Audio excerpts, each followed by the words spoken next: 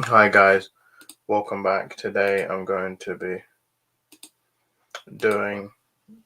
I'm going to be doing um a review on Barbie.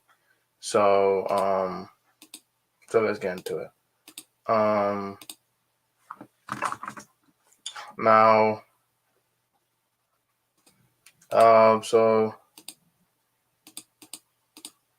now let's get into this is non-spoiler. Now so this is a 2023 American fantasy comedy film. It's directed by Get to Go Awake. Um and is written by Noah Batch is based on the Barbie fashion toys by Mattel. It's the first live-action Barbie film after numerous computer animated direct-to-video streaming television films. Um, it stars Margot Robbie, Ryan Gosling, America Ferrera, Kate McKinnon, Michael Cera, Ariana Greenblatt, similarly Issa Rae, Ray Perlman, Helen Mirren, and Will Ferrell.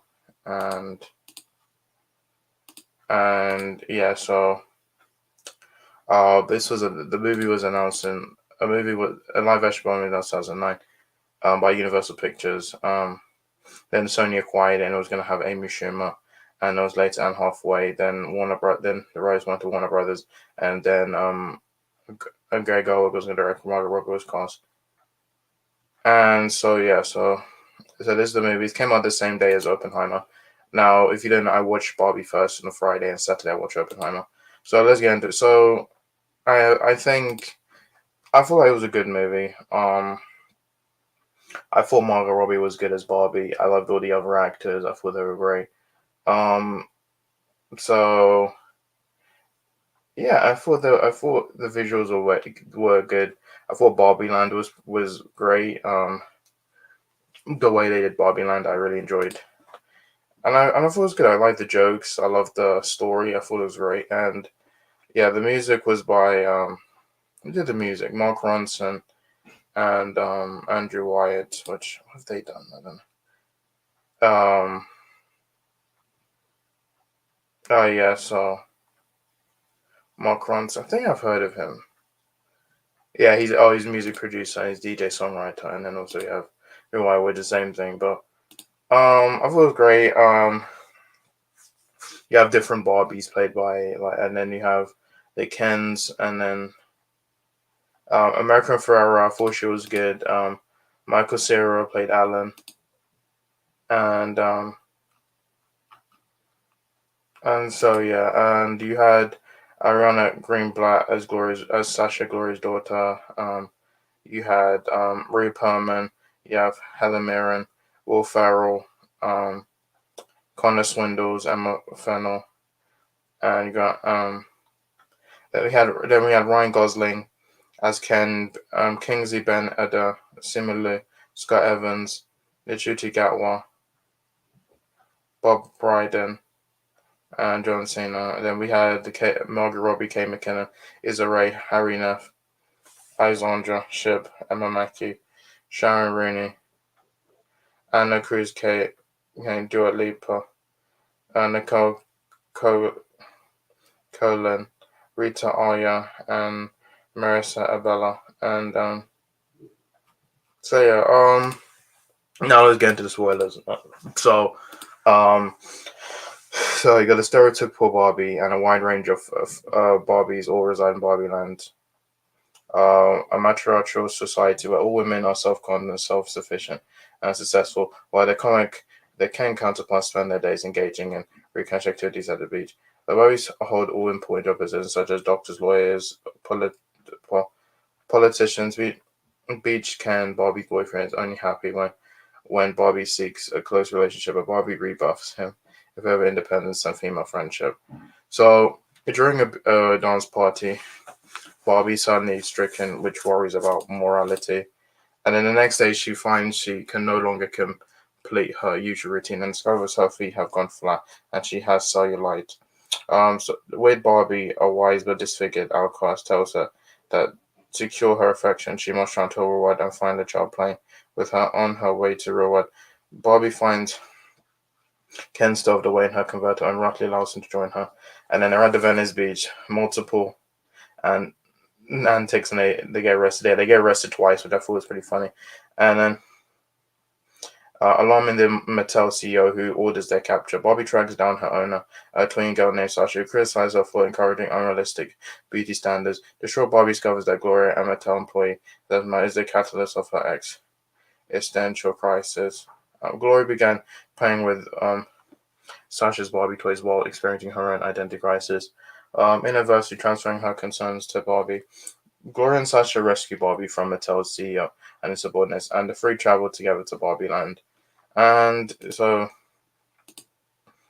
yeah, so when they travel to Barbie Land, I actually thought it was great because I thought the visuals were great. It was like from the toys, and so yeah, so meanwhile, Ken learns about the patriarchy system and feels important and accepted for the first time. So returning to Barbie Land, and he persuades the other Kens into taking over, and Barbie are subjugated into submissive roles such as maid's, housewife, and agreeable girlfriends. Barbie rises tries to convince Ken and the Barbies to return to the way things were, only to be rebuffed. She becomes depressed, but Gloria inspires her with a speech about the problems of being a woman with the encouragement of Sasha, Gloria, Weird, and Barbie, Alan, and other discontinued Barbies. The Barbies free themselves from the Kens. They manipulate them to fight amongst themselves, allowing the Barbies to regain their systematic power and preventing the Kens from altering the Barbie constitution to enshrine male superiority as a concession. The Kens are given a minor role in Barbie's land society. Barbie and Ken apologize to each other and acknowledge their failings. Ken bemoans that he has no identity or purpose without Barbie, to which Barbie encourages him to an anonymous identity. Barbie, who remains unsure of a popular identity, meets with the spirit of the Mattel co-founder Ruth Handler, who's played by Real Perlman. We saw her early in the movie where she was in Mattel. I think she was in like a dining room like set. Barbie talks to her early in the film when she's escaping the Mattel CEOs, who explains that Barbie's story has no set ending, and her evolving history surpasses that of her roots. Barbie decides to become human and return to the real world sometime later, where her husband Sasha take Barbie, now go my name, behind her to her first gynecologist appointment. So I would say I enjoyed this movie. I thought it was great. Yeah, it's made 337 million right now. I think Oppenheimer's made 172 million. I saw both of them. I might watch Barbie again, and the reason why I feel like Barbie's just a shorter movie, and I had more time with, and I had a good time with Barbie. I did. I feel like Oppenheimer. I just feel like it was a bit too long. I feel like I could have cut like 30, 40 minutes out of it. But I love the music. I love the music we have with Ken, the song he sung with all the Kens. I thought it was great. And yeah, it's just lots of um, yeah, it was just a lot of. I just loved the production. The costumes were good. I love the music. I love the performances, specifically Robbie and Gosling. The direction, and yeah, um, so yeah, that's pretty much all I have to say. Now I don't know if we're gonna get a sequel. I don't know. I think we have to wait and see if we'll get. I think a sequel might be guaranteed. But now I've a lot of people asking, is Grego we're gonna wreck Supergirl, Woman of Tomorrow?